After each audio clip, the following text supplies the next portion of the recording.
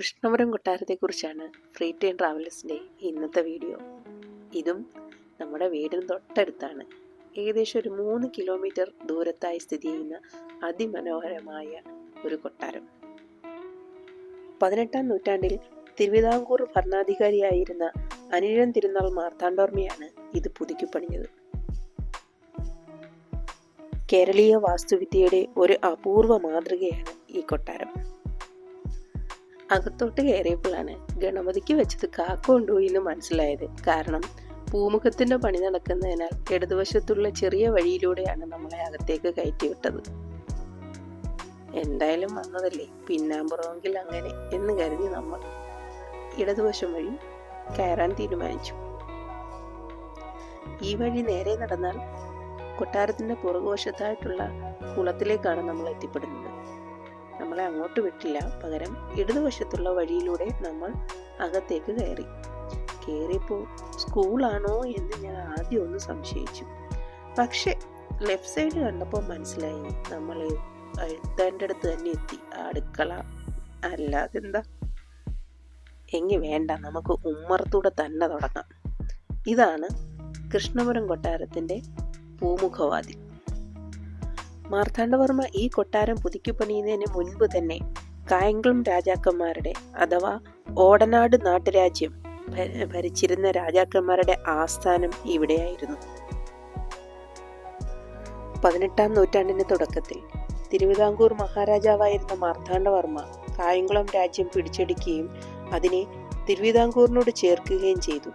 അങ്ങനെ പത്മനാഭപുരം പാലസിന്റെ അതേ മാതൃകയിൽ ചെറുതായി 16 കെട്ടിൽ ഒരു കൊട്ടാരം ഇവിടെ നിർമ്മിച്ചു. അതാണ് ഇന്ന് കാണുന്ന കൃഷ്ണപുരം കൊട്ടാരം. പുരാവസ്തു വകുപ്പിന്റെ സംരക്ഷണയിലാണ് ഇന്ന് ഈ കൊട്ടാരമുള്ളത്. വിലമതിക്കാനാവാത്ത പുരാവസ്തുക്കളുടെ ഒരു അപൂർവ ശേഖരം തന്നെ ഇവിടുത്തെ മ്യൂസിയത്തിൽ നമുക്ക് കാണാം.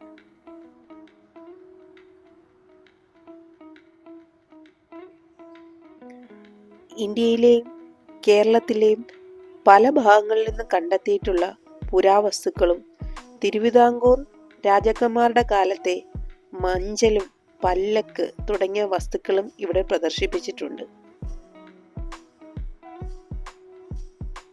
ഈ കൊട്ടാരം നിർമ്മിക്കാനായി ഉപയോഗിച്ചിരിക്കുന്ന തടികള് തേക്കും റോസ്വുഡും ആഞ്ഞിലിയും ഒക്കെയാണ്. ഖനനം ചെയ്ത് കിട്ടിയ പുരാവസ്തുക്കൾ മിക്കതും എന്തിനൊക്കെ ഉപയോഗിച്ചിരുന്നു എന്നും അത് എവിടെ നിന്ന് എടുത്തതാണെന്നും അല്ലെ കണ്ടുകിട്ടിയതാണെന്നും ഒക്കെ വ്യക്തമായി ഇവിടുത്തെ രേഖകളിൽ കാണിച്ചിട്ടുണ്ട്.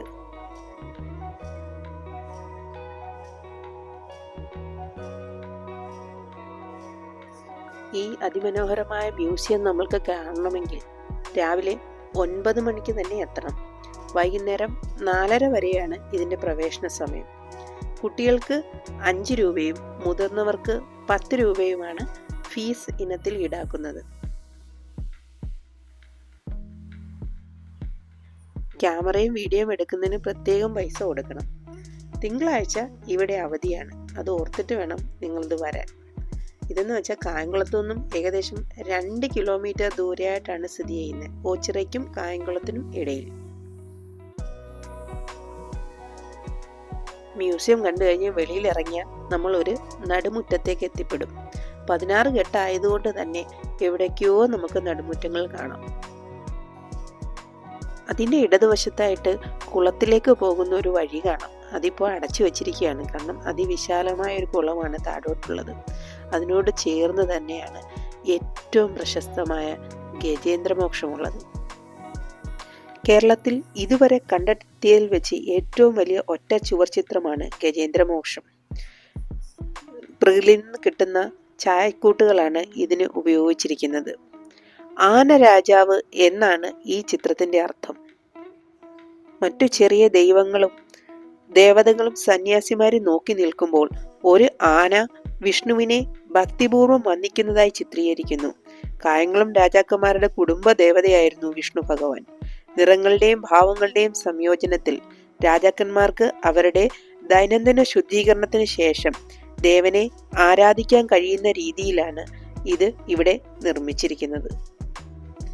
അതിനാൽ തന്നെ തൊട്ടടുത്ത് തന്നെ തേവാരപ്പുരയും ശൗചാലയവും ഒക്കെയുണ്ട്. പാലക്കാട് ജില്ലയിൽ നിന്നും കണ്ടെത്തിയിട്ടുള്ള ഒരു ശിലാശാസനം ഇവിടെ പ്രദർശിപ്പിച്ചിട്ടുണ്ട്.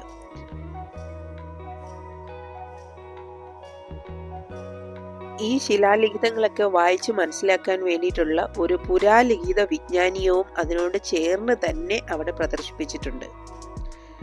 തുടർന്ന് നമ്മൾ വീണ്ടും ഒരു നടുമുറ്റത്തെത്തി. അന്നത്തെ രാജാക്കന്മാർക്ക് ഡച്ചുകാർ സമ്മാനിച്ച ആധുനിക രീതിയിലുള്ള ഒരു ശൗചാലയവും നമുക്കവിടെ കാണാം.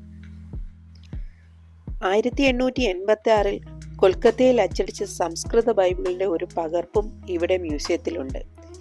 ധാരാളം എണ്ണവിളക്കുകൾ, മികച്ച മിനിയേച്ചർ രൂപങ്ങൾ, സർപ്പദേവതകൾ, കൊത്തിയെടുത്ത ചെറിയ കൽത്തൂണുകൾ, വിവിധ പ്രദേശങ്ങളിലെ വീടുകളിൽ നിന്നും ശേഖരിച്ച് പലതരം രൂപങ്ങളും ഒക്കെ നമുക്കിവിടെ കാണാം. എല്ലാ മുറികളിലും ശുദ്ധവായു സഞ്ചാരവും പ്രകൃതിദത്ത വെളിച്ചവും ഉറപ്പാക്കുന്ന തരത്തിലാണ് ജനാലകളും വാതിലുകളും വെന്റിലേറ്ററുകളും എല്ലാം സ്ഥാപിച്ചിരിക്കുന്നത്. ഇനി നമുക്ക് മുകൾ നിലയിലെ കാഴ്ചകൾ കാണാം.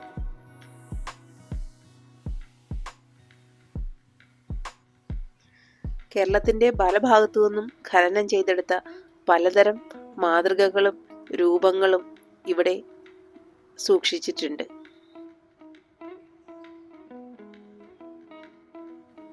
ശത്രുക്കളിൽ നിന്നും രക്ഷ നേടാനായി ഇവിടെയുള്ള വിശാലമായ കുളത്തിന്റെ അടിത്തട്ടിലൂടെ ഒരു തുരങ്കപാതയുണ്ടെന്നാണ് ഇന്നും ഇവിടുത്തുകാരുടെ വിശ്വാസം.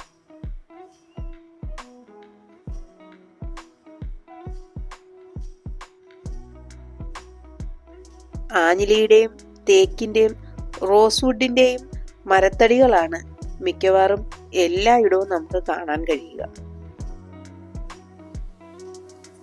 ഇവിടെ കാണുന്ന മരപ്പണിയുടെ വേറൊരു പ്രത്യേകത എന്താന്ന് വെച്ചാല് ലോഹ ഫിറ്റിങ്ങുകൾക്കും ഫിക്സറുകൾക്കും പകരം വാതിലുകളും ജനലുകൾക്കുമെല്ലാം തടി ഫിഞ്ചുകളും പൂട്ടുകളുമാണ്. ശരിക്കും കേരള വാസ്തുവിദ്യയുടെ ഒരു മകുടോദാഹരണമാണ് ഈ കൊട്ടാരം. മുകൾ നിലയിൽ തന്നെ അതിപുരാതനമായ ഒരു നാണയ ഗാലറി നമുക്ക് കാണാം.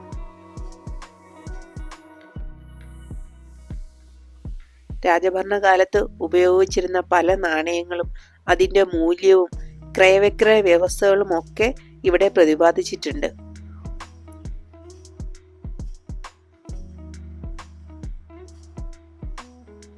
ഓരോ നാണയങ്ങളും വളരെ കൃത്യതയോടെ തന്നെ അലങ്കരിച്ചു വെച്ചിട്ടുണ്ട് അവിടെ.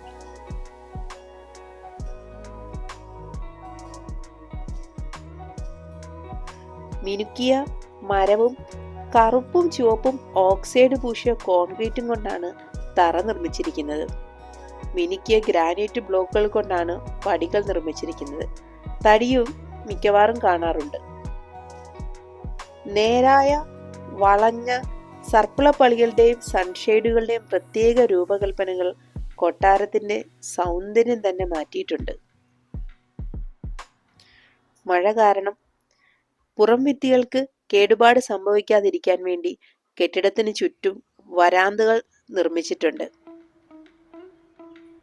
ഇവ മിക്കവയും കുളത്തിലേക്ക് തുറക്കുന്ന രീതിയിലുമാണ്.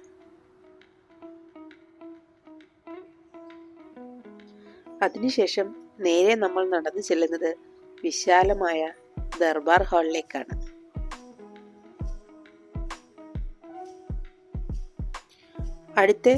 ഇവിടുത്തെ മ്യൂസിയത്തിൽ സൂക്ഷിച്ചിട്ടുള്ള ഏറ്റവും പ്രധാനപ്പെട്ട ഒരു വാളാണിത്, കായംകുളം വാൾ.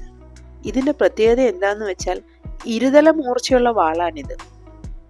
അതുകൊണ്ട് തന്നെ മറ്റേത് ആയുധത്തെക്കാളും അപകടവുമാണ്. മുകളിലും ഡച്ച് മാതൃകയിലുള്ള ശുചിമുറികളുണ്ട്.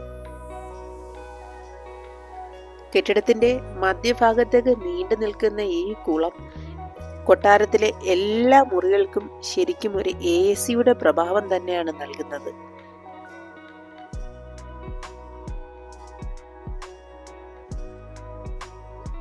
വലിയ മരത്തടികളിൽ നിർമ്മിച്ച ഗോവണികൾ ഇതിന്റെ ഒരു പ്രത്യേക ആകർഷണം തന്നെയാണ്.